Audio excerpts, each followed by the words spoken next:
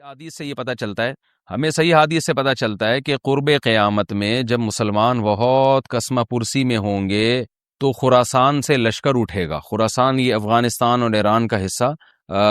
اس علاقے کو نبی صلی اللہ علیہ وسلم کے دور میں خراسان کہا جاتا ہے، جس میں قندھار بھی آتا ہے، ایران کا بھی حصہ آتا ہے اس میں۔ تو یہاں سے لشکر اٹھے گا، مجاہدین لڑیں گے، بہت بڑی تعداد میں دنیا میں جہاد ہوگا، کیونکہ مسلمان ظلم کی چکی میں پس کے تنگ آ چکے ہوں گے، اور لڑتے لڑتے حدیث میں آتا ہے اتنی بڑی بڑی لڑائیاں ہوں گی کہ 1/3 مسلمان شہید ہو جائیں گے اس میں، 1/3 مجاہدین جو لڑنے والے ہوں گے، اور 1/3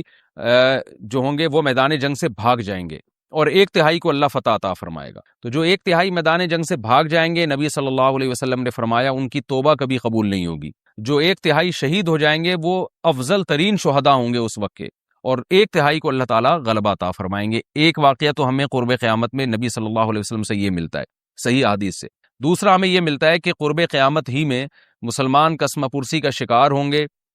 تو تلاش کریں گے حضرت مہدی کو، کیونکہ حضرت مہدی وہ شخصیت ہیں جن پہ تمام نیک لوگ جمع ہو جائیں گے اور وہ مسلمانوں کی میدان جنگ میں کمانڈ کریں گے، جہاد میں کمانڈ کریں گے۔ تو ان کو بیت اللہ میں تلاش کیا جائے گا، وہ رسول اللہ صلی اللہ علیہ وسلم کی اولاد میں ہوں گے، اور لوگ ان کو پہچان لیں گے، اہل اللہ پہچان کر ان کو اپنا امیر بنائیں گے، اور ان کی قیادت میں پھر لڑائی اور جہاد شروع ہوگا۔ اور یہ لڑائی جب دمشق میں لڑائی ہو رہی ہوگی تو دمشق میں عصر کی نماز کے وقت حضرت مہدی،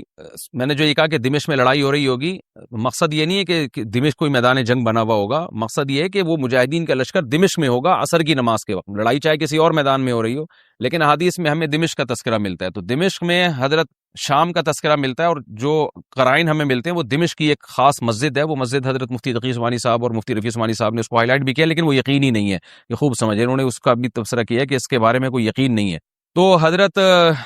مہدی عصر کی نماز پڑھا رہے ہوں گے، لوگ امامت میں آپ کے پیچھے کھڑے ہوں گے، یہاں تک کہ مسجد کے مینار پر، آج بھی وہ مینار موجود ہے جس کے بارے میں غالب گمان ہے کہ یہ وہ مینار ہے جہاں حضرت عیسیٰ علیہ السلام نازل ہوں گے، غالب گمان کے درجے میں کہا جا سکتا ہے، ورنہ پھر اسی کے اڑوس پڑوس میں کوئی مسجد ہوگی۔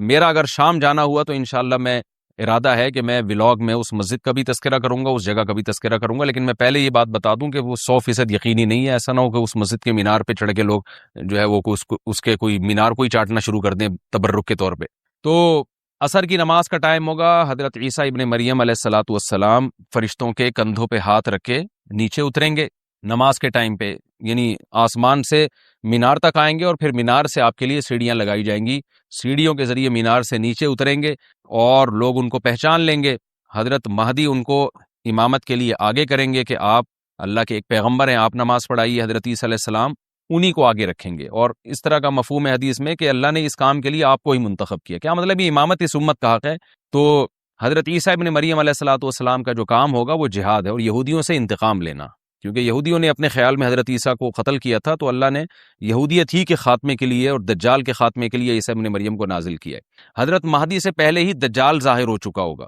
دجال کے بارے میں حدیث میں آتا ہے کہ ہر پیغمبر نے اپنی امت کو دجال کے فتنے سے ڈرایا ہے۔ اچھا، یہ دجال ایک ایسی شخصیت ہے جس کا یہودی انتظار ہم سے زیادہ کر رہے ہیں، کیونکہ یہودی اس کو اپنے لیے نجات دہندہ سمجھتے ہیں، جبکہ حدیث میں آتا ہے کہ دجال کانا ہوگا اور اس کا خدائی کا دعویٰ ہوگا، اس کے پاس کچھ ایسی طاقتیں ہوں گی کہ مردے کو زندہ کر دے، زندہ کو مار دے، ایک طرف اس کے باغ ہوگا، ایک طرف اس کے آگ ہوگی، جو اس پر ایمان لائے گا اس کو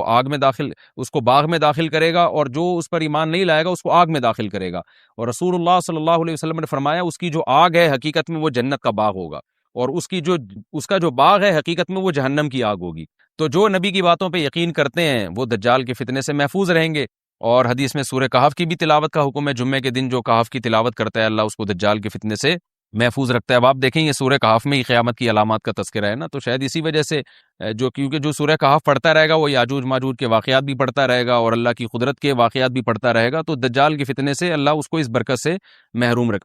بچا کے رکھیں گے، فتنے سے محفوظ رکھیں گے۔ تو وہ ایسی طاقتیں دکھائے گا، بے وقوف لوگ اس پہ ایمان لے آئیں گے۔ حدیث میں آتا ہے کہ کانا کبھی بھی خدا نہیں ہو سکتا، یعنی اس کی تو ایک آنکھ ہوگی نہیں، لیکن بے وقوف لوگ اس کے یہ کچھ ظاہری کمالات دیکھیں گے، یہ نہیں دیکھیں گے کہ یہ تو شکل بھی اس کی اچھی نہیں ہے، یعنی خدا کم از کم جمال والا ہوتا ہے نا، یہ تو ہے بھی کانا، اور اس کے بڑا بڑا کافر بھی لکھا ہوا ہوگا واضح طور پر، جس سے پتہ چلے گا۔ لیکن احمق اور بیوقوف لوگ جیسے روحانی عاملوں کے کچھ شعبدے دیکھ کر ان پہ سے متاثر ہو جاتے ہیں نا، روحانی عاملوں کے شعبدے دیکھ کے، تو ایسے ہی دجال کے شعبدے دیکھ کے متاثر ہوں گے۔ تو بہت لوگوں کو، خلقت کو، بہت بڑی امت کو گمراہ کرے گا دجال. اہل اللہ کو اللہ تعالیٰ اس کے فتنے سے محفوظ رکھے گا. پھر حضرت عیسیٰ ابن مریم جب نازل ہوں گے تو وہ دجال کو قتل کریں گے. حدیث میں آتا ہے کہ نیزے کے ذریعے گھوڑے پہ بیٹھ کے قتل کریں گے. علماء نے اس حدیث کا دو مطلب بیان کیے ہیں کہ یا تو اس کا مطلب یہی ہے کہ واقعی گھوڑے پہ بیٹھیں گے، نیزہ استعمال کریں گے، اور زمین جو ہے وہ اتنی پہلے اس سے جنگیں ہو چکی ہوں گی کہ لوگ دوبارہ تلواروں گھوڑوں کی طرف آ جائیں گے. اس بات کا امکان ہے، ہر ملک ایٹمی طاقت بن چکا ہے، تو اگر یہ ایٹم بم سارے ملک آپس میں چلا دیں تو ہم دوبارہ گدے گھوڑوں والی زندگی پر آ جائیں گے. ٹیکنالوجی ساری تباہ و برباد ہو جائے گی، انسان کی ترقی. تو اس بات کا بھی امکان ہے کہ کوئی اس سے پہلے ہو سکتا ہے کوئی ایسی جنگ عظیم ہو کہ انسانیت دوبارہ پہاڑوں پتھروں کے دور میں آ جائے. لیکن ظاہر یہ معلوم ہوتا ہے کہ رسول اللہ صلی اللہ علیہ وسلم نے جو کلام کیا ہے، ظاہر ہے اس دور کے لحاظ سے جو لوگوں کے جہاں تک جو لوگوں کی مینٹل اپروچ ہے وہاں تک، تو نبی صلی اللہ علیہ وسلم میزائل یا اور ٹینکوں کا تذکرہ کرتے تو کیا سمجھ میں آتا؟ تو گھوڑے سے مراد ہے جو اس زمانے کا گھوڑا ہوگا، اور نیزے سے مراد ہے اس زمانے کا جو اسلحہ ہوگا، کیونکہ نیزہ نبی کے دور کا ایک مناسب اسلحہ تھا اور گھوڑا نبی کے دور کی میدان جنگ کی ایک مناسب سواری تھی. تو اس سے یہ بھی پتہ چلتا ہے کہ ہو سکتا ہے عیسیٰ ابن مریم نیزے کے بجائے کوئی کلاشنکوف کا استعمال کر لیں، تو یعنی وہ نیزہ جو ہے وہ اس کلاشنکوف کی یا جو بھی اسلحہ اس وقت حضرت عیسیٰ ابن مریم استعمال کریں گے اس کی ایک تعبیر ہے. تو اس کا بھی پورا امکان ہے. تو ہمیں بہرحال اتنا ایمان ہمارے لیے ضروری ہے کہ دجال کو قتل کرنے والی جو ذات ہے جو شخصیت ہے وہ عیسیٰ ابن مریم علیہ الصلاۃ والسلام ہے. تو حضرت عیسیٰ کے ذریعے اللہ تعالیٰ دجال کو قتل کریں گے، اور حضرت عیسیٰ کی قیادت میں زبردست جہاد ہوگا. حدیث میں آتا ہے کہ عیسیٰ ابن مریم اس دنیا کو امن سے بھر دیں گے. اتنا امن ہو جائے گا اور اتنی مالی فراوانی ہوگی، اتنی مالی، کیونکہ دنیا میں مال بہت ہے، ڈسٹریبیوشن صحیح نہیں ہے، جو تقسیم ہے نا مال کی وہ ظالمانہ ہے، جس کی وجہ سے غریب سے غریب تر ہے، امیر سے امیر تر ہے. حضرت عیسیٰ ابن مریم ایسا نظام قائم کریں گے کہ جس سے مال کی صحیح تقسیم، اور لوگ اٹھیں گے زکوٰۃ کا مستحق تلاش کریں گے اور لوگوں کو زکوٰۃ کا مستحق نظر نہیں آئے گا، غریب تلاش کرنا مشکل ہو جائے گا. یعنی ایک آدمی، حدیث کے مفہوم ہے کہ زکوٰۃ لے کے گھومتا رہے گا اور اس کو کوئی غریب نہیں ملے گا، اتنی مالی فراوانی ہو جائے گی. پھر ترمذی کی روایت میں آتا ہے کہ اللہ کی طرف سے برکتیں ایسی نازل ہوں گی کہ بڑے بڑے انار پیدا ہوں گے، بڑے بڑے انگور پیدا ہوں گے، زمین اپنی برکتیں کھول دے گی. اور حضرت عیسیٰ علیہ السلام خنزیر کو بھی دنیا سے ختم کر دیں گے، خنزیر کی نسل کو ختم کر دیا جائے گا. وَيَضَعُ الْجِزْيَةَ، اور جزیہ کا نظام ختم، اما الاسلام و اما السیف، یا تو تلوار یا اسلام، اس کے علاوہ نہیں. تو نبی صلی اللہ علیہ وسلم کو اللہ نے جس مقصد کے لیے دنیا میں بھیجا تھا، اس مقصد کی جو تکمیل ہے وہ عیسیٰ ابن مریم کے ذریعے. باقی اس میں حکمتیں کیا ہیں اس پر میرے الگ سے بیانات موجود ہیں کہ اللہ نے حضرت عیسیٰ ابن مریم کا انتخاب کیوں کیا اس کام کی تکمیل کے لیے، اسی امت میں کوئی کیوں منتخب نہیں کر لیا، یا یہ کہ پیغمبر صلی اللہ علیہ وسلم ہی کے ذریعے پوری دنیا میں اسلام کو غالب کر دیا جاتا. اس میں کیا حکمتیں ہیں اس پر میرے الگ سے بیانات موجود ہیں. ابھی تو میں کوشش کرتا ہوں کہ تفسیر سے میں جو ٹو دا پوائنٹ بات ہے اس سے یہاں اس لیکچر میں نہ ہٹوں. تو اسی وقت میں حضرت عیسیٰ ابن مریم اس کو یاجوج ماجوج کو قتل کریں گے اور دنیا انصاف سے بھر جائے گی. اور اللہ تعالیٰ نے جو پیغمبروں کو دنیا میں بھیجا تھا اس کا مقصد کیفیت اور کمیت دونوں لحاظ سے حاصل ہو جائے گا. اس کے بعد پھر آہستہ آہستہ دنیا میں زوال شروع ہوگا، اور پھر جب پوری دنیا کے لوگ زوال کا شکار ہوتے ہوتے کفر کی طرف جائیں گے، گناہوں کی طرف. اور حدیث میں آتا ہے جب تک ایک شخص بھی اللہ کا نام لینے والا ہوگا اس دنیا پر قیامت نہیں آئے گی. یہاں تک کہ آخری شخص جب دنیا سے اٹھے گا جو اللہ کا نام لیا کرتا تھا، تو اس کے بعد اللہ تعالیٰ سور پھونکیں گے، جبریل کو حکم دیں گے سور پھونکنے کا، اور اس دنیا کو تباہ و برباد کر دیا جائے گا. تو آگے قرآن کہتا ہے وَنُفِخَ فِي الصُّورِ، اور پھر سور میں پھونکا جائے گا، فَجَمَعْنَاهُمْ جَمْعًا، پھر ہم ان تمام انسانوں کو جمع کر دیں گے. وَعَرَضْنَا جَهَنَّمَ يَوْمَئِذٍ لِّلْكَافِرِينَ عَرْضًا، اور قیامت کے دن ہم جہنم کو یومئذ، جس دن ایسا ہوگا یعنی جس دن سور پھونکا جائے گا، یہ دوسرا سور مراد ہے، لِلْكَافِرِينَ عَرْضًا، کافروں کے سامنے پیش کر دیں گے. الذین کانت اعینہم فی غطاء عن ذکری، یہ وہ لوگ ہیں جن کی آنکھیں میری یاد سے پردے میں پڑی ہوئی تھیں، یعنی میری یاد کی چیزیں ان کو نظر ہی نہیں آتی تھیں، غفلت میں پڑی ہوئی تھی جن کی آنکھیں. وَكَانُوا لَا يَسْتَطِيعُونَ السَّمْعَ، اور یہ سننے کی صلاحیت بھی نہیں رکھتے تھے، نہ حق بات سنتے تھے نہ حق دیکھتے تھے، بس اپنے خواہشات کی جو چیزیں ہیں وہ ان کو اچھی لگتی تھیں اور وہی ان کو سمجھ میں آتی تھیں. تو یہ ہمارا رکوع الحمدللہ کمپلیٹ ہو گیا. اس رکوع میں ہمیں بہت سارے اسباق ملتے ہیں، میں نمبر وار اس کو مختصراً بیان کر دیتا ہوں. پہلی بات تو یہ کہ دیکھیں اللہ تعالیٰ نے کیسے کیسے بادشاہ دنیا میں بھیجے ہیں اور کتنے پاورفل بادشاہ. حضرت ذوالقرنین کا نام ہی قرن والا، دو کناروں والا، زمین کے بہت بڑے حصے کو حضرت ذوالقرنین نے فتح کیا. اور اللہ کے نیک بندے کیسے اللہ کے راستے میں لڑتے رہے ہیں. تو تو یہ جو لوگ بیٹھ جاتے ہیں نا بس عبادت کرو اور لڑائی وڑائی اسلام میں ہے ہی نہیں، یہ دنیا میں کوئی بھی عقل مند اس نظریے کا حامی نہیں ہوگا۔ تو طاقت اور قوت کی اسلام میں بہت زیادہ اہمیت ہے۔ اس سے ہمیں یہ بھی پتہ چلتا ہے کہ اپنے ملک کی، خاص طور پر اسلامی ملک کی جو فوجی قوتیں ہیں، جو فوجی طاقتیں ہیں، ان کی ہمیں قدر کرنی چاہیے، کیونکہ اگر کوئی بھی ملک عسکری لحاظ سے کمزور ہو جائے، کیونکہ اللہ تعالیٰ تو جو عسکری لحاظ سے طاقتور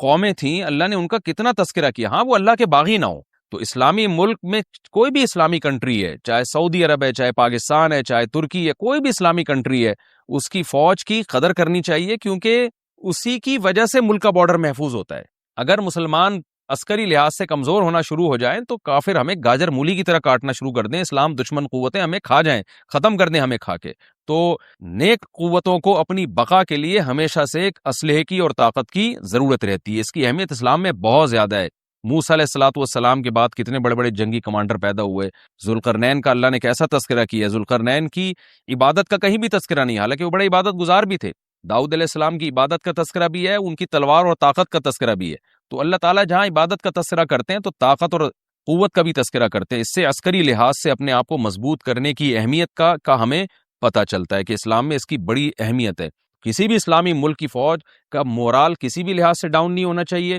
اور عسکری لحاظ سے وہ کسی بھی لحاظ سے کمزور نہیں ہونی چاہیے، اور اس کو چاہیے کہ اعدوا لهم ما استطعتم من قوہ پر عمل کرے، کہ قرآن کہہ رہا ہے روز بروز اپنی طاقت اور قوت میں اضافہ کرنے کی کوشش کرو۔ اس سے مسلم قوم کو کبھی بھی غافل نہیں ہونا چاہیے، اور کوئی بھی ایسا کام جس سے مسلمان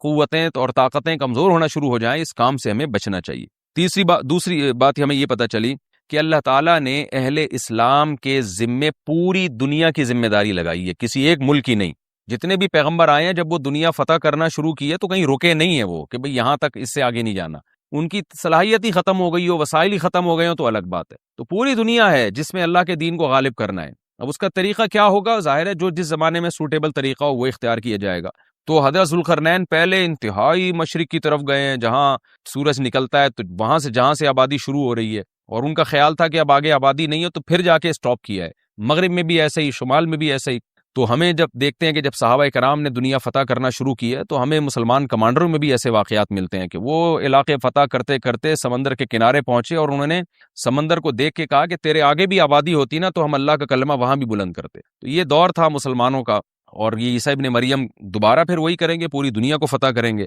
تو حضرت ذوالقرنین کے اس واقعے سے پتہ چلتا ہے کہ پوری دنیا کی ذمہ داری اللہ نے ہمیشہ سے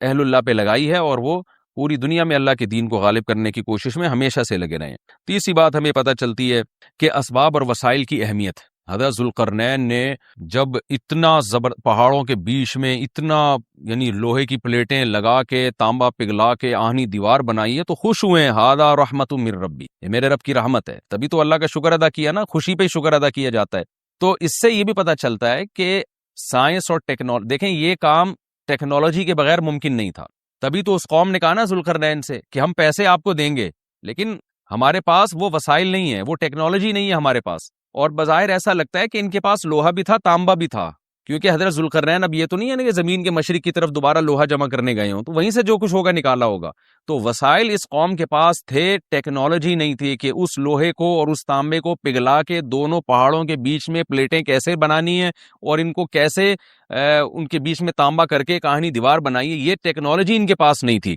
تو اس سے ہمیں ٹیکنالوجی کی ویلیو کا بھی پتہ چلتا ہے۔ آج مسلمان اس میں بھی بہت پیچھے چلے جا رہے ہیں اور اس کو مذہب سمجھنا شروع کر دیا ہے، یہ بات بھی غلط ہے۔ حضرت ذوالقرنین نے اتنی طاقت اور قوت کا استعمال کیا، اور اتنے زبردست طریقے سے اس وقت جو بھی اس سوٹیبل ٹیکنالوجی تھی اس کا استعمال کر کے دو پہاڑوں کے بیچ کے راستے کو بند کر دیا، اور اس پہ خوشی منائی حضرت ذوالقرنین نے۔ یہ نہیں کہا کہ بھئی اس سے کچھ بھی نہیں ہوتا، اصل میں تو بس انسان کو چاہیے کہ وہ اللہ اللہ کیا کرے بیٹھ کے، اور یہ کیا اللہ سے بس مدد مانگو، اللہ ہی۔ یاجوج ماجوج کے بارے میں ان کو کہہ دیتے ہیں ذوالقرنین کہ تم سب رات کو تہجد میں اٹھ کے دعائیں مانگو، اللہ یاجوج ماجوج سے تمہیں بچا لے گا۔ نہ نہ نہ، حضرت ذوالقرنین نے کہا دعائیں بھی مانگو، یقیناً حکم دیا ہوگا دعائیں مانگنے کا، لیکن ہم پورے اسباب اور وسائل استعمال کریں گے، لوہے کی پلیٹیں بنائیں گے، تانبے کو پگھلائیں گے، اوپر چڑھائیں گے، اور اس طرح سے پوری مضبوط دیوار بنائیں گے۔ آج مسلمان ہاتھ پہ ہاتھ رکھ کے بیٹھ گیا ہے، اور وظیفوں میں اور جو ہے بس وہ چند صبح شام کے وظیفے پڑھ کے وہ سمجھتا ہے کہ ساری دنیا کے سارے مسائل کا حل اس سے ہو جائے گا۔ ایسا نہیں ہے، آپ کو بہت زیادہ ترقی کرنی ہے، بہت زیادہ اسباب و وسائل میں آپ کو